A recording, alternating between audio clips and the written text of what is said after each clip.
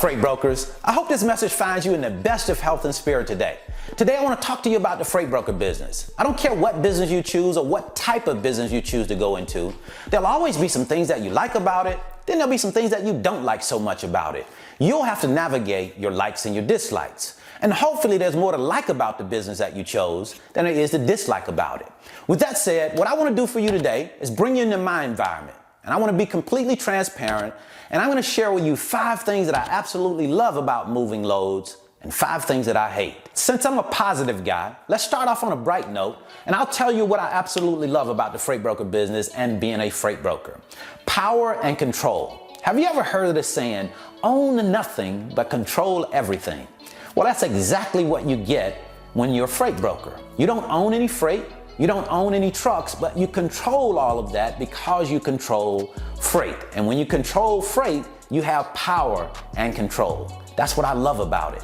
And that power and control gives me the ability to structure my own deal. And when I say structure my own deal, I just mean that I get to go to the shipper and I say to the shipper, I can move this load for X amount of dollars. And then I take that price direct to the carrier. Nobody is in between that. Nobody steps on my money. So I structure the deal. I know exactly how much money is in it. And then I sell that load to the carrier. Now let me tell you something that I hate about load movement. Cancellations. You remember earlier we were talking about structuring your own deal. Well, let's say you have everything lined up with you and the shipper, you've agreed to a number, and now you take it out to the carrier and you start negotiating with that carrier and you sell that load to the carrier. And let's say the difference, you're making $500 on that load. Everything is good. You can't wait for that load to pick up and deliver so you can get paid. But then on the day before that load moves, the carrier calls you and he says, hey, I'm gonna have to cancel that load. I have this problem or that problem. And you like, oh man. But you don't have time to talk to the carrier. You gotta go ahead and take that load now and get it sold again. And you're likely not gonna make the same amount of money. So your profit is gonna get decreased. So I hate cancellations on the carrier side. But guess what? Cancellations are just not on the carrier side. The shipper also cancels from time to time. Well, let's say you have that same scenario. You and the carrier have agreed and you've actually dispatched the carrier out to go and pick up the load. And then the shipper calls you and tells you, hey, the load is not gonna be ready. We're gonna have to cancel. That really hurts because now you gotta call the carrier and you gotta tell the carrier, hey, we have to cancel because there is no load. He may have foregone other loads and now I gotta tell him that I gotta cancel. I don't like that. I hate to have to do that because that's bad business in a sense. Yes, things happen in this business, but I just hate holding up a carrier, basically hijacking his time and then having to pay him only a truck order not used. That's just something that I hate. It's something that we have to deal with though. So now let's flip back over to the good part. One of the things that I really enjoy about this business is the feeling that you get when you know that what you're providing to your customer is really making a difference. You're really making an impact in their business. There's nothing like that in my opinion. And I think everybody wants to feel needed. Everybody wants to feel like what it is that they're providing to someone is making a difference. And when you can really help someone and you know that what you've provided helped them, that's a really, really good feeling, and I really enjoy that about the freight broker business because there are many times where you get to help your shippers out, help your carriers out of situations that they are in, and then to have your customers acknowledge what it is that you've done and come in and say how much value you've brought to their business, how much you've helped them out. That really means something because it's one thing for you to say how much you've done, but it's completely different for a customer to pat you on the back and they acknowledge your effort because that's when it really means something. Yeah, it means something to you when you say, oh, I've done a good job,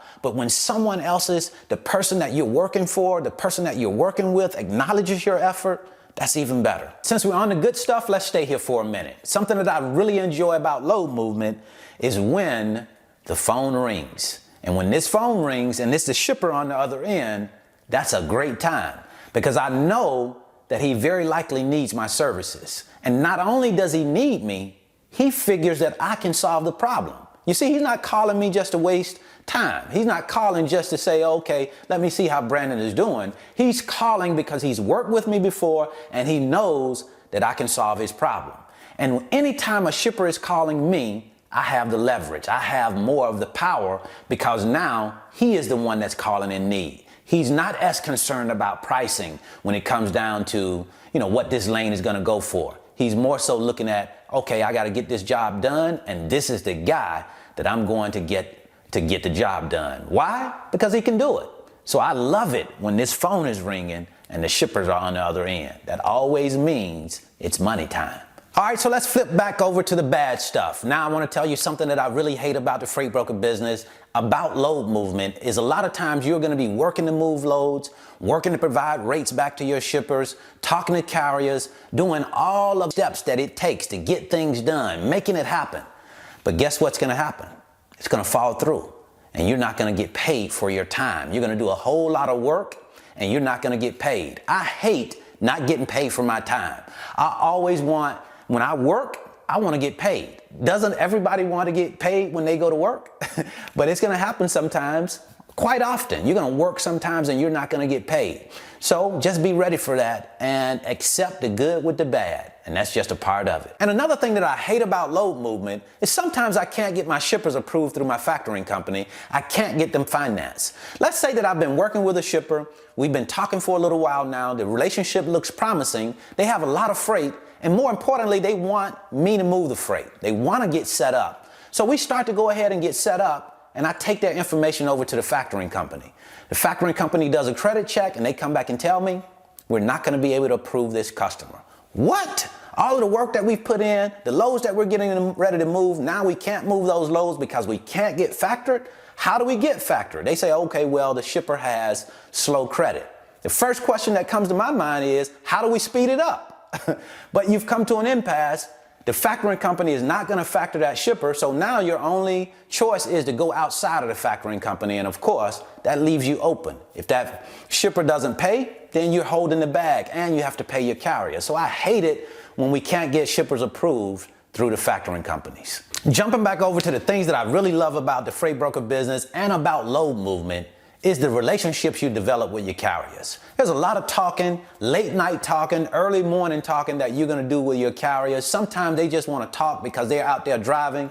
And I tell you, it's a wonderful thing to start to be able to develop those relationships and get personal and close with some of these guys and ladies because, it's just a thing in the freight broker business to be a type of person that's open, a person that's honest. And I think that people are automatically attracted to that type of personality.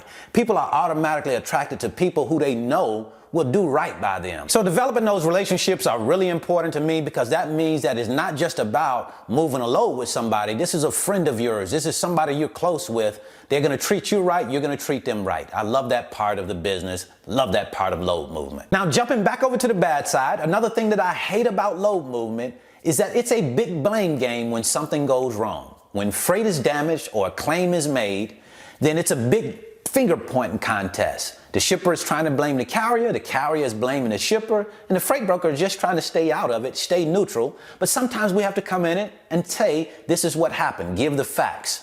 And we don't want to take anybody's side. Both of those are our customers. We don't want to take the shipper or the carrier side. We want to take the side of the actual facts. So we just state it as it was, and wherever the responsibility falls, that's where it falls. But I hate it when it's time to blame somebody. I don't like that part of the game. That's just me, I guess. Now, the last love and hate I'll share together because it goes together. I love making profits, but I absolutely hate losing money. We have a rule in this business. It's called the Warren Buffett rule. And it says, rule number 1, never lose money. Rule number 2, see rule number 1. So that's what I wanted to share with you today, the love and hates, my 5 love and hates of the freight broker business. I hope this information has been helpful. If you want to learn more about the freight broker business, I'll leave a free link in the description. It's my 5-video series titled How the Load Movement Process Works.